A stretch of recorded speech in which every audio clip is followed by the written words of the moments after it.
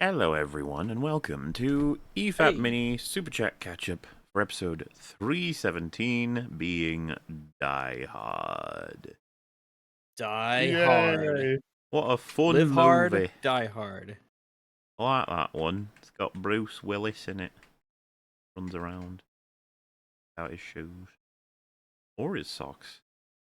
Worst thing ever. Well, yeah, you either go shoes and socks when you are an action hero, or you go barefoot. You don't half and half it. You have to commit. You haven't seen the film with the guy who wears the one shoe and the one sock on, foot? No, but it's probably really bad. No, it's one of the most famously best action movies of all time. I don't think so. I think people are just trying to cope about their shoe choices, Okay, alright. their Well, foot coverings. your opinion? That's a fine opinion to have. I'm not going to stop you Yes, from it having is. it. It's good that they made that legal to say whatever you want. The correct opinion, it was always legal. Well, you would say that, I suppose. You're the Well, yeah, party. because I'm the correct one. Once again, Again, you'd think that. once again, yet again, I do think that because it's reflective of reality.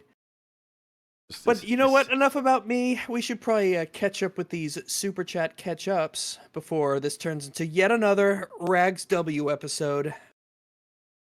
Which one was that? That was, well, which one is this? This is 317, so this is the 317th one. No, which one was the Rags W episode? All of them were, Oh. except for there were two that weren't. Oh, yeah. Which were they? Well, I just stepped back. That was the episodes 48 and 163. 48 and 163. Those are just you just took a step back, let everybody else do their thing. Do you remember what Thank me happened in those later. episodes? Well, yeah. All right. I mean, who doesn't? Who could forget EFAP 48 and EFAP 163? Those were some of our best. Those were some of our best. Hear that, Fringy? He described two of them as the best that weren't the ones where he had W's. I said some of the best, but it just goes to show how incredible I can be, with my generosity, It's starting to not make any sense. I think we're just going to have to sort of move on because I don't want to overpower your little brain engine there. It seems to be overheating. But that's okay. I don't think so. That's just pistons firing. No, it is overheating. It's melting down. I work best when warm. Not when it's melting down. It's melting down. That's bad. Meltdowns are bad, and that's what Neurons you're are having right now. supercharged. They're firing off like an engine, like an unstoppable locomotive, plowing through logic and reason at incredible speeds. You're right. It does breakneck plow speeds. through them. It's not really. You're right. It certainly does. They're not passengers, are they? It crashes through them with the utmost annihilating both strength. logic and the train itself. They just couldn't handle it. Make way. All aboard the Rags train. Get ready to die hard, gentlemen. I want to live hard. Die hard we did. Great googly moogly, Mutually and gang. I know, right? What a fun episode.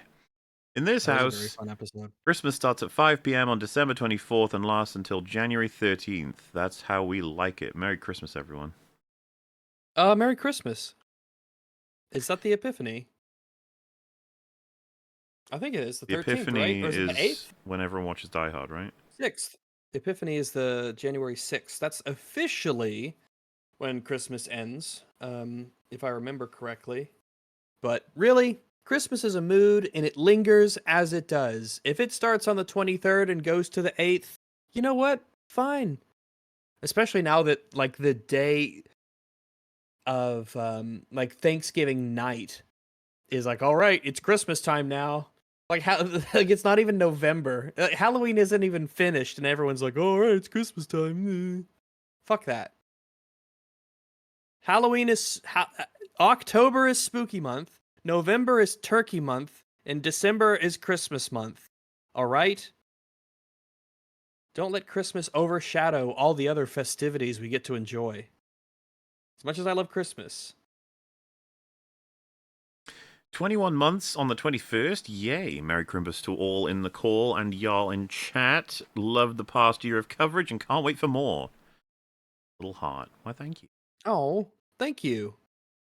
Teenage Mutant Ninja Fringy. He's Teenage Mutant Ninja Fringy. So like what? I was just lurking in the sewer, radioactive waste, and now what? And also, you're a Ninja teen. Fringy. Yeah. That means but that who you can am I? tell us all about. Yeah, you can would tell us I about. would I also be TikTok. fighting the foot, or would it just be wait, the foot? Yeah, right. In Teenage Mutant Ninja Turtle, is that right? Yeah. Well, that was from Daredevil. That was the clan in Daredevil. The foot. Well, I think that was what they were. I think they were based on the hand. It was kind of like, it's tongue in cheek, foot, right? yeah. Like, yeah, see the hand, the foot, the elbow. I don't know. That'd be kind of funny. I don't know that I want to be fighting Shredder though. He's scary. He does look like a scary bloke.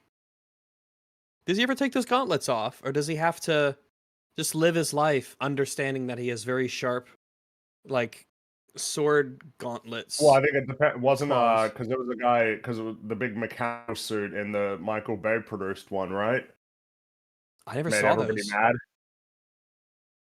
Well, I think from what I understand, the second one was considered better, but I guess it didn't really matter because they didn't make any more after that. What a shame. Well, But then they made that animated one that nobody really they talked probably about. they probably just told the story that they wanted to tell. He said, "No more. I'm finished. There's nothing left. This is the story. The arc is complete. The characters are finished. They've gone on their journey, and there's no need to make another."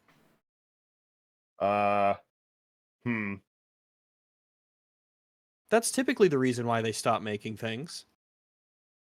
It's because of artistic integrity. The reason they stop making things is because they stop making money. That tends to be the most common reason why. Can we go one EFAP without you and your cynicism bringing down the mood? Well, my truth is realism. Usually when a story comes to an end, it's because it stops making money. Mahler, don't encourage him.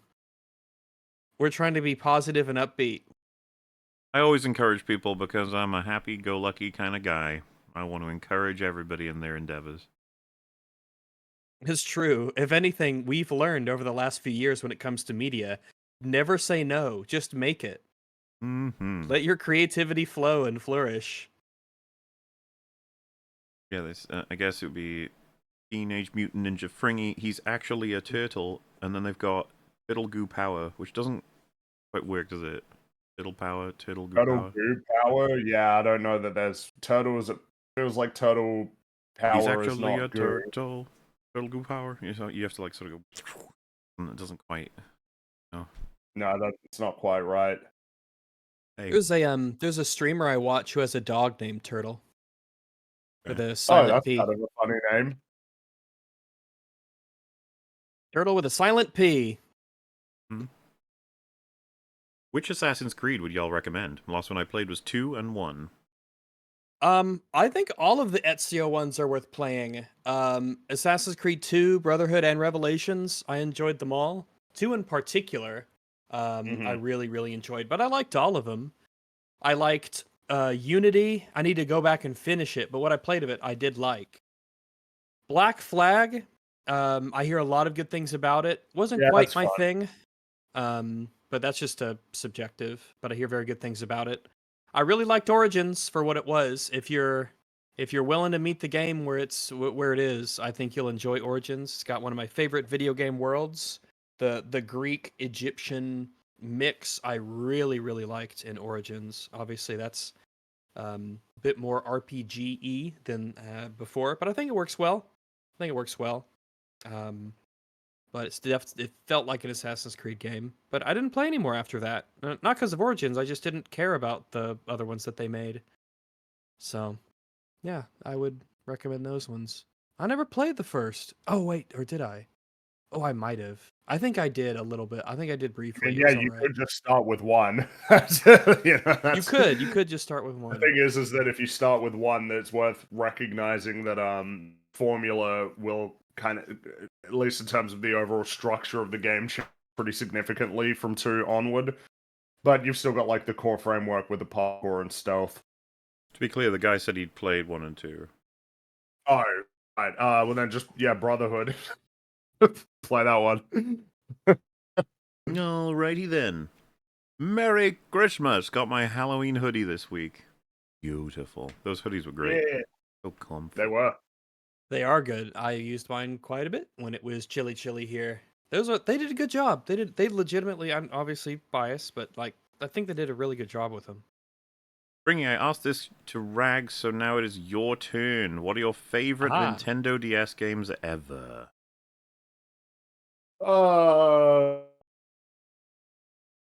What would I pick? Yeah, Super Mario 64 DS was like kind of it was DS, right, or 3DS? They probably both count. Can't remember which one it released on, but yeah. No, which was it for DS or 3DS? The question. Oh, the question was.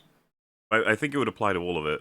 I would put them together. I would say. Okay. I'm not sure if I would because there's different consoles or different console generations. Well, if I group them all together, I really Animal Crossing Wild World. That was Yes. I played that a lot. Oh, When that came out, that was really that was love a Wild time World. sink right there. I also Mario Kart DS was super fun. Yeah. Obviously, that was really fun. I guess an interesting one. I think, yeah, that was on DS. Yeah, was it? Hold on, I need to. Mario Kart? No, not Mario Kart. Because yeah, Ghost Trick. That was on Nintendo DS, but I played it much later than that. That game's really cool. That was made by the I think it was the team that made the Phoenix Wright games, and that game is super cool. Though I think now it's like been ported to a whole bunch of different systems, so it's way more accessible. I enjoyed Nintendogs, but I don't know how well that would like hold up as an actual like video game. I don't quite remember. I just remember I did enjoy that a fair Was bit. that a launch title for the DS? I don't think it was a It was launch early, title, wasn't but I it? think it was early, yeah, like 2005 or something like that. Because the launch title was Mario Kart 64 DS, not Mario Kart, Super Mario 64 DS, Mario Kart 64 DS. Then again, I guess both of them like 64 DS. It's like okay, which one? I'm confused. But yeah, I Super Mario 3D Land. That's a good game. That's a good 3D platformer, particularly on a handheld, with kind of a really cool, interesting use of perspective and trying to like leverage the 3D features of the system. Yeah, there you go. There's a selection of games for you. Did you ever play WarioWare Touched? No, The I WarioWare game didn't. for DS? No, That not was that fun. one. I think I Phantom played the one on Hourglass? Wii. No, I didn't play Phantom Hourglass or I really I enjoyed that. did. or the what was the other one? The train one? Train one? Oh, I never played that one. Spirit Tracks? That sounds right. I think that's what it was, but I really enjoyed Phantom Hourglass quite a bit. Um, Elite Beat Agents, Final Fantasy Tactics, Grimoire of the Rift. Did you say the new Super Mario Bros? Because I like that quite a bit. I like New Um, Super Mario Bros. I that probably would score higher. It's almost like retroactively because they made so many of the new Super Mario Brothers games without like yeah. substantially evolving the formula that you kind of look back on that series like, yeah, it was good, but like kind of not very interesting compared to like other 2D platformers. Like Tropical Freeze is like much better and more interesting than the new Super Mario Brothers games, IMO. Gonna give a shout out to Advance Wars, Days of Ruin. That was good. I like that a lot. Got a lot of joy out of that. God, what an insanely good system. Yeah, Nintendo DS and 3DS. Yeah, Because the 3DS started off slow, but I mean it really picked up. Like New Leaf, that was the that's the Animal Crossing game on that was cool. 3D Land was great. Mario Kart 7 was super cool. A dual screen system where the bottom is a touch screen allows for so many cool things, and so many games took advantage of it in really awesome ways. Yeah, they did. I had two. I had one of each. I got the original chonky DS when it came out, or shortly after So it did came I. out. Yeah. And then I ended up getting a 3DS XL much later down the road, and that was really awesome. The bigger screen and the 3D effect, which had a physical slider on the side, which it worked pretty well in some games. It was actually kind of neat. So that is a damn what a good system. Merry Crimbers, everyone. Hi, Rags. Hello. Hi, Frog Daddy G. Hello. Hi, Mubschling Schlu. Hello. Hi, guests who aren't here when Mola reads this. They're all saying hello wherever they are, right? Hello, EFAPers of Uganda. Oh, yeah, there's going to be at least one, right? Maybe even way more than that. Maybe at least one, right? Yeah. Medic Crombo and Happy New Year. Here's to you playing DDLC in the near future. If it be your Dumbo's Christmas gift to us, chat is spoiled. Hey, I will say, a lot of people end up telling us not to play it. Like in chat, whenever I read these out live. I saw it last time we did it, and it was very much like, don't do it, don't play that game. But you know what? I appreciate it. I haven't forgotten that you're the one that asked for Hardcore Henry, and we did eventually actually just watch that, me and Rags. I like that movie, even though it's a bit. Yeah, it was okay. I could see how people would say it was a bit much, but I liked it. Just got my EFAP hoodie in the mail, and it's everything I hoped it would be. Glad you guys finally made some clothing merch. Merry Christmas. Oh, Merry Christmas, and Our glad you first liked it. foray. Turned out super good. I thought so. No lie, I was already planning on watching Die Hard this very night. Good move. Oh, hey, nice. What is the worst Christmas song, and why is it Carol of the Bells? That's not the worst Christmas song. I don't What agree is? with that. It's Carol of the Bell. Oh, I accidentally put Carl of the Bells. There we Carol go. of Bells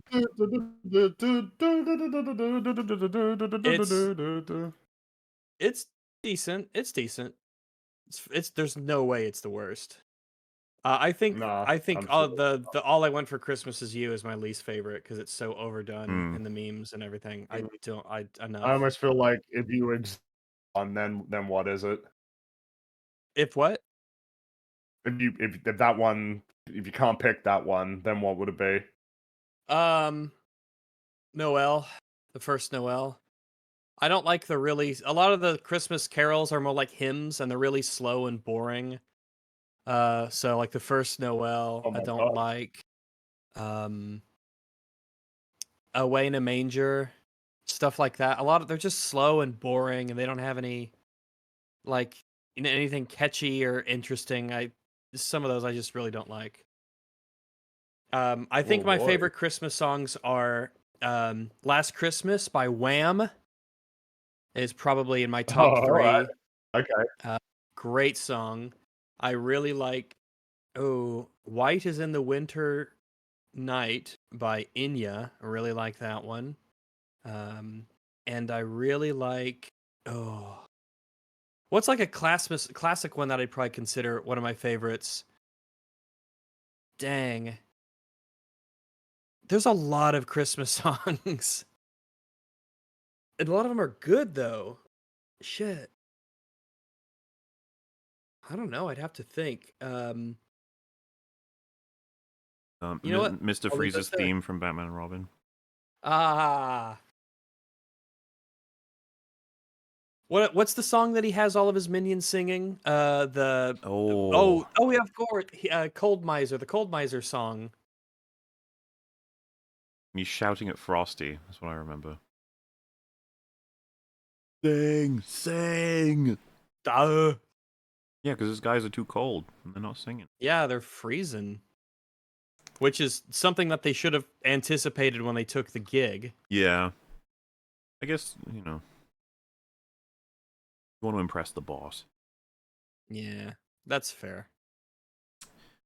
Wowee, a classic Christmas movie. I hadn't taken the time to watch it until now, and now that I have, I can't believe how good it is. Great movie. Yeah, I mean, It is. it's something that we like to kind of do is not only talk about a movie we all love and stuff, but try and point out like this is a reason why this is amazing, okay? And a lot of the time, fucking amazing script, okay? Don't Interesting. believe the liars who tell you it's just his amazing performance, or it's just those amazing special effects, or it's just the amazing casting throughout, or it's just the amazing pacing, genre bend that managed to influence every film to come after it. It's all of those things, but it's also the script, okay? It's a brilliant script. Die Hard or Die Hard? Well, I suppose it's up to you. If you just listen to the soundtrack for Die Hard without knowing anything else about it, you'd assume it's a Christmas movie. It is a Christmas movie. It is a Christmas movie. We settled this. Well, yeah, it got it does. highlighted as well. It does, yes. It's been settled now. It's over. It matters to the plot and to the thematics. It takes place during Christmas. It aesthetically is Christmassy. If it has jingle bells in the score, it's a Christmas movie. There are better reasons than that. It's very meaningful to the film. That's the main thing is it's thematically about Christmas. The whole idea of a Christmas miracle. That's like central to the plot, central to the theme rather. So yeah, sorry, we settled it. The camaraderie between John McClane and Sergeant Al Powell is so damn good. Yes, it is. And I think they realized that the more they made the movie, like that shit was just brilliant. I ask you, that's actually EFAP, super important. To come up with a more interesting final smash for Mario. His current one is very basic. Oh, what of just a fireball? He just like a big fireball that expands and like sort of loops around. Is it too basic to make him do what he does in which game is it? Where do you know, Fring, you'll know what I'm talking about. It's a DS game where you can play 1v1 and you essentially like try to beat up each other until you get 5 stars in 2D Mario. God, no, I don't. I don't know what it's eluding it's like me one right of you now. plays as Mario, one of you's Luigi, and you're on a 2D map that repeats, but you gotta try and collect the stars as they spawn, but then also attack each other to get them out of each other. I don't know that. Well, in any case, you can get a golden mushroom in that turns you huge, and you can like all the land becomes destructible, kind of, and you can fuck up. Oh well, that's in New Super Mario Brothers, the like giant mushroom. Is that like a standard item?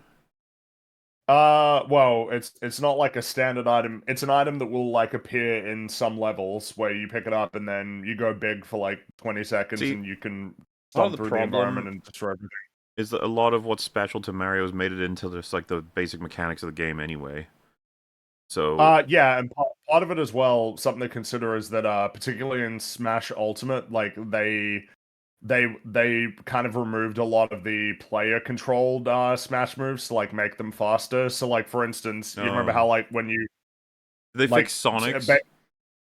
Well, so instead of Sonic being able to fly around and do whatever he wants, like he goes in sort of a set path and goes around the screen.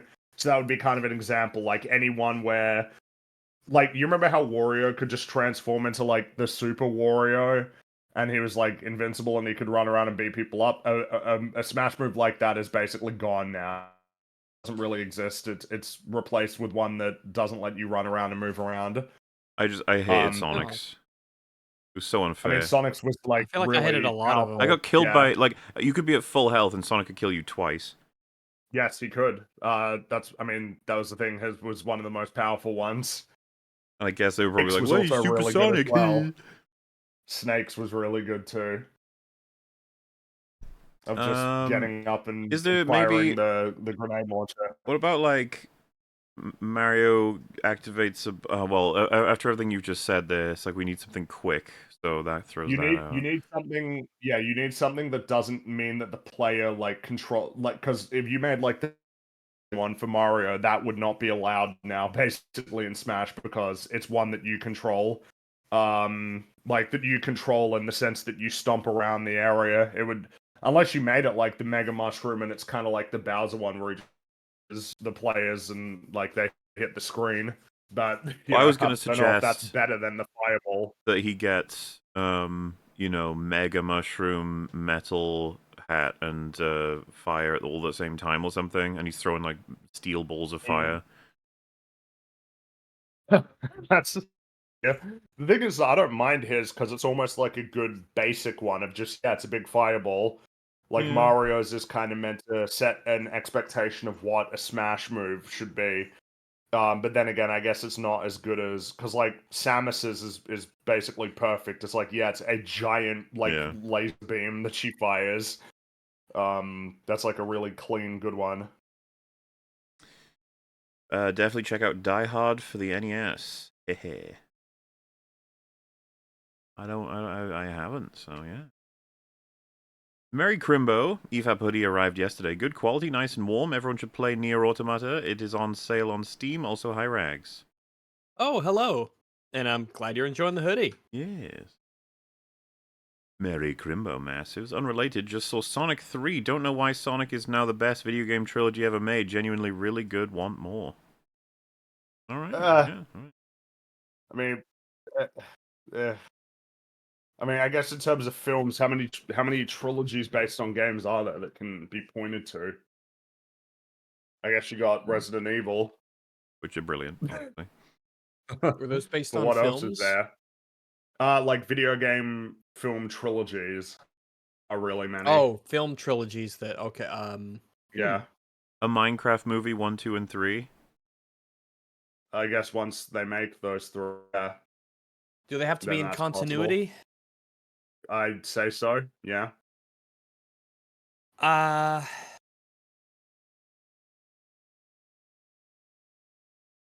we're not really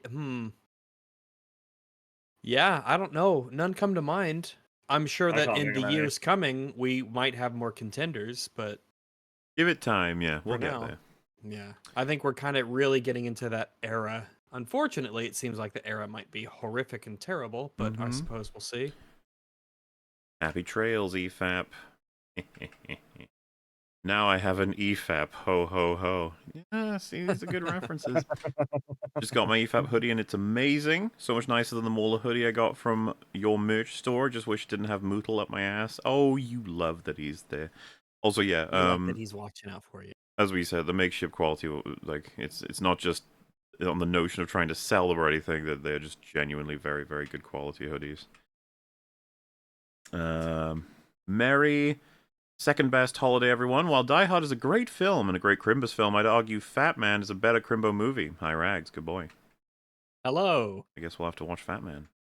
I've not seen Fat Man, so very, very possible. It might be the best, but I don't know. Wait, Couldn't tell you. Mark's a filmmaker? How come he doesn't mention it as much as Stuckman? You know, in a way, everyone's a filmmaker. That's true. That's in true. A way. We have our film coming out soon. EFAP, the motion picture. Yeah. The Wrath of Bob. Fun fact, my mum used to babysit Argyle's kids IRL. Well, well. Huh. Interesting. Nito burrito. Well, he was off driving limousines. Busy man, you know. He's a busy man. He needs some help. Look at all the heavy hitters in Excalibur 1981. By heavy hitters, do you mean the cast? I assume There are. so. That's right. Because that has Patrick Stewart is in that, as is Liam Neeson, Helen Mirren. Oh,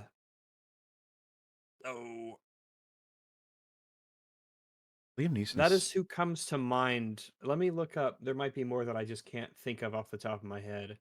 Liam That's Neeson's probably 73 by the time this comes out. he might be.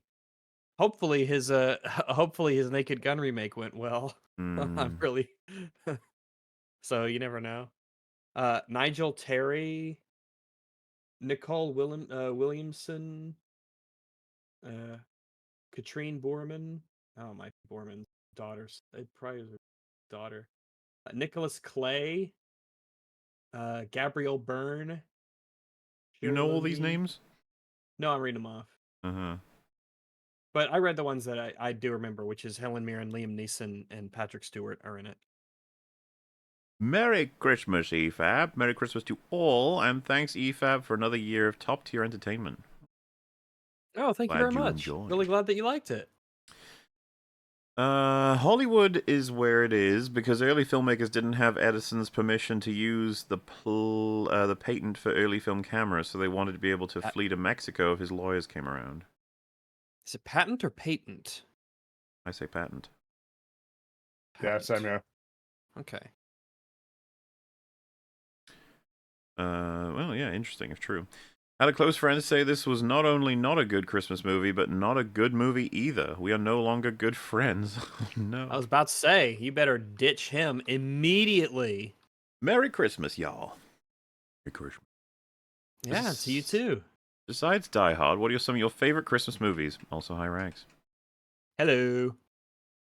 Well, Nightmare Before Christmas, of course. Always going to be ranking up there. yeah. I really enjoy the old what is it? They're like the stop motion ones. Santa Claus is coming to town and Rudolph the Red-Nosed Reindeer. There's a lot of they're just really charming, and I really like the style of the animation in a lot of those old ones. I quite like Krampus. I've heard good things about it. I haven't seen it. I need to enjoy it. And then, Jingle All the Way and Batman and Robin, there's a reason why they're on a Christmas EFAP movies. It's just fun. Elf should probably be mentioned. Elf is up there. Yeah, Elf's good. Grinch, the classic, and the 2000s one. Pity they never made an animated version in the future. Yeah, well, maybe it's for the best. That never happened, yeah. Does The Holdovers count? As a Christmas movie? Yeah. Maybe. Yeah, I'd say I don't see why it wouldn't, and if so, then that's definitely eligible. I haven't seen it in a while, but I remember liking Love Actually, and I'm pretty sure that's around Christmas. Oh, not Love Actually, but The Holdovers. I don't remember anything about Love Actually. And then Batman Returns is around Christmas, so that counts. Home Alone. That does. Mm-hmm. What a wonderful selection. There you go. Joy. Anora is my favorite Star Wars film. Holiday Special. Anora is my favorite film of the year. Please say something nice about it. Mary Ragsmith. Oh. Well, I mean, I thought it was. It got pretty funny at a point. Not right at the start, but sort of halfway through, it started to get more consistently funny. Yeah, I mean, I like that movie. That's a good movie. It's not my favorite movie, not mine personally, but yeah, it was good. I haven't seen it, and neither is Rags. Nope. What a nice Christmas card. Yeah. Mary Crimbaruni scritches for the good boy, also hi Fringy. Hello. Muller, have you seen A Child's Christmas in Wales? No, I haven't. I haven't even heard of that. I wonder if he made it. he had his own. He's not watching other people's. He's having his own Christmas in that'd Wales. be weird. Who'd do that? When I worked in Hollywood, I worked with a guy who worked a show with the Fu Manchu mustache guy, and they looked like brothers and decided to prank the crew by acting like they were brothers. Huh. Sounds like fun. That's a fun one. You ever think about if you were twins with someone, all the crazy hijinks you'd get up to with your twin? Yeah, I mean, think of the prank. Think of the wholesome prank. Unless Snipes was told they were IRS agents. Must have been, we were having a conversation about Wesley Snipes, I guess. He had some tax problems, you see. Merry Christmas, you reprobates. Thanks for all the entertaining waffle this year. No problem. Merry Christmas high profile. The waffle? Mm-hmm. Yeah. What? Nothing. I was just double checking that's what you said. What do you think it means? To, like, go back and forth, like in a conversation or a mild argument or indecisiveness, potentially. Like if you're waffling, between two ideas, either yourself or with someone else. I tend to associate it more just rambling. Going between two ideas. Merry Christmas to the whole EFAP crew. I hope you have a fantastic holiday. Also, I'm still continuing my journey through EFAP. I'm on episode 55, the Superchat episode. Love you all and have a great rest of your stream. have a good EFAP viewing experience. I We hope that it's did. everything you wish for We and did more. try streaming catch-ups once upon a time. We learned quickly it's just unfeasible.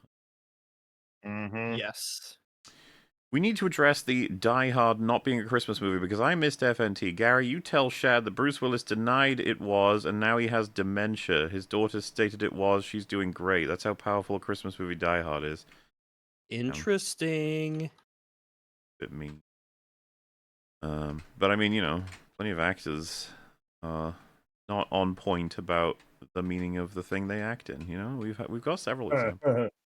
Okay, the directors can be wrong. The writers can be wrong. Isn't that crazy? Doesn't that sound impossible? And yet it's not.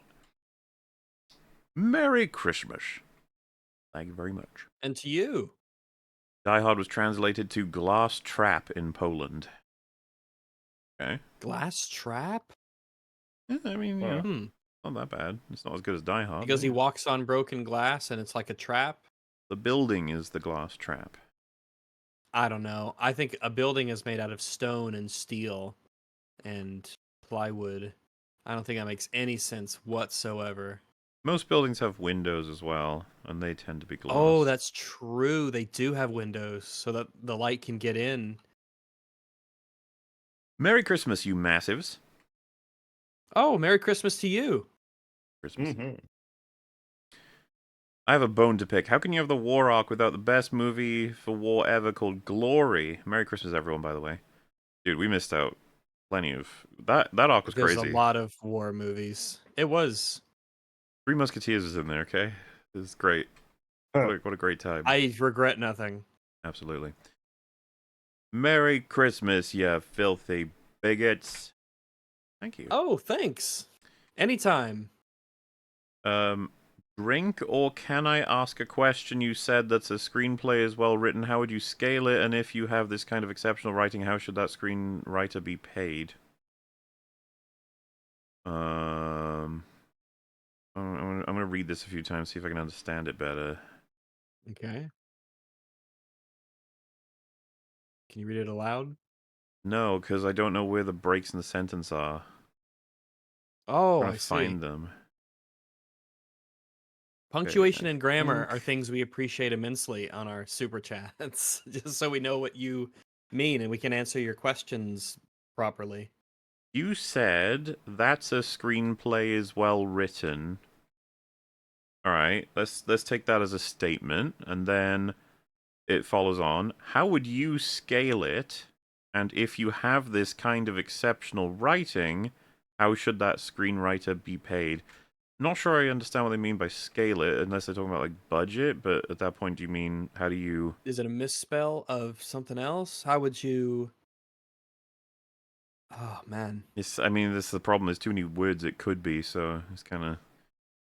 But as to how should that writer be paid? I mean, if you're in control of you're the studio, I don't know, whatever's standard, but as long as just keep the writer relatively happy, and then if it does work out and the world loves it, then probably bump up their pay and ask them to make some more shit, I guess. That would seem like a normal process, but that doesn't actually happen all that often. With amazingly written films, you'll often find like the writer behind whatever given amazing film just stopped working after one, or was never asked to do anything else ever again, or they hated the process or something. A lot of that. But meanwhile, there are people who write horrible things and then write even more horrible things and then write even more horrible things. What's his name? Alex Kurtzman. He's like produced some of the like. Wow, look what he did to Star Trek. That's just horrendous. You shouldn't be allowed to do that. Yeah, but what if we kept giving him more Star Trek projects and shows over and over and over? What does he know? He must be so pissed off that the project he had like no control over, story-wise, being Picard season 3 is like the only one that anyone says is like worthwhile.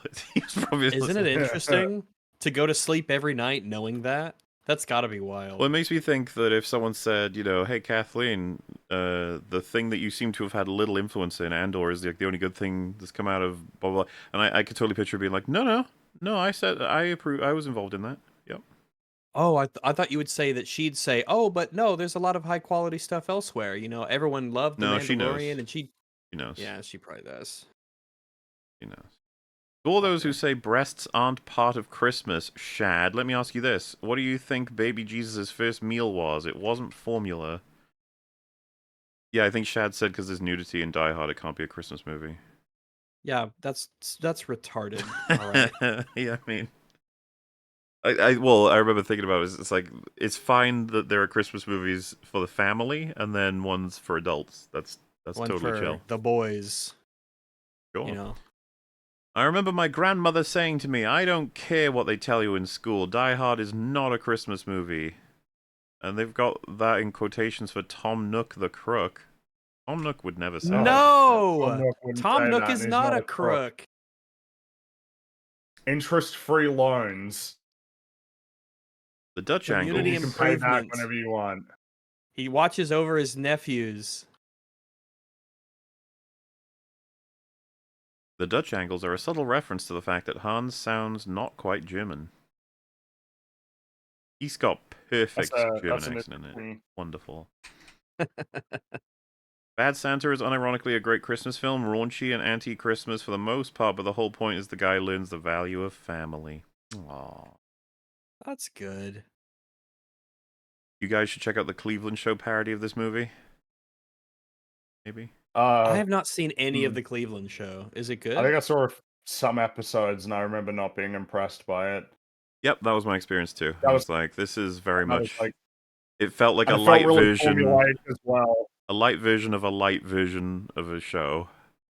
Which is what Something it is. that is almost kind of remarkable is that there is like kind of a consistent formula that that Seth MacFarlane shows tend to have with like the main cast. The family is always essentially the same dynamic, namely that there are or like in terms of the main characters, there are two inexplicable talking characters or like wacky characters. So you got Stewie and Brian, you got Klaus and Roger, and then in that one you had there was like a son who was like he was like 2 or 3, but he talked like an adult, and then there was a talking bear that like lived next door.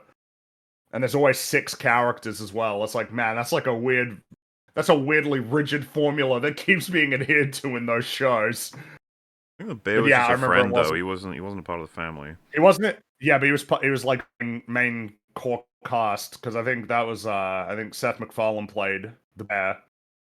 The point being that it still seemed like formula. It was like, why is that the case? There's always 6, and 2 of them like wacky and can talk, even though they shouldn't be able to. Man, they got 4 seasons, huh?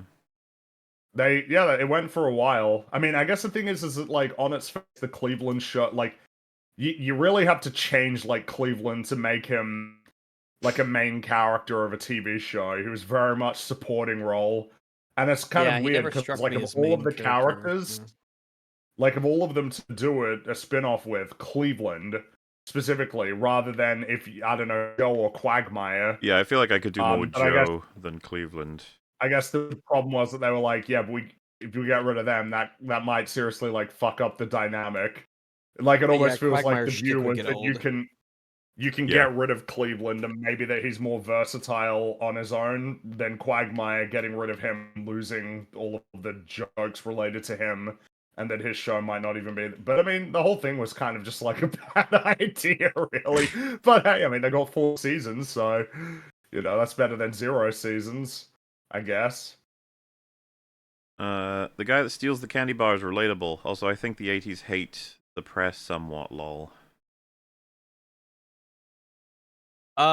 It's interesting when you compare it to now, that kind of idea. There was always an element of the press being potentially annoying. They even going very far back, you get the imagery of they got the trilby with the little press thing sticking out, and they're rushing in to try and get a story with their notepads and everything. They were never portrayed as villainous like they often are now. Like journalism and the press and whatnot. And even in like they talk about it in Daredevil about how they want to. There's this idea of the press being a very important member of society, and then the element of we need to keep the name of the press good so that people trust us because we want to do good things for society. But yeah, they've I guess by the nature of what they do, they're supposed to be nosy. You're supposed to like be a little bit instigative, to get the scoop, the big scoop or the story. So I guess it just sort of is a natural result of that kind of a job that they can get a reputation for being nosy or a little annoying, but not villainous like they often are seen as now. Die Hard is the best movie in the police killing loads of dudes in a tall building subgenre. The Raid Redemption is up there too. Raid Redemption's cool. I don't know if it was a misspelling. They said D-I-E-B Hard. I thought they just misspelled, but maybe there was a movie called Die Hard, and it's like German or something. Die Hard. Could be. Winslow blasting Steve Urkel was the best payoff. I mean, kind of a good payoff. That whole conversation is very good.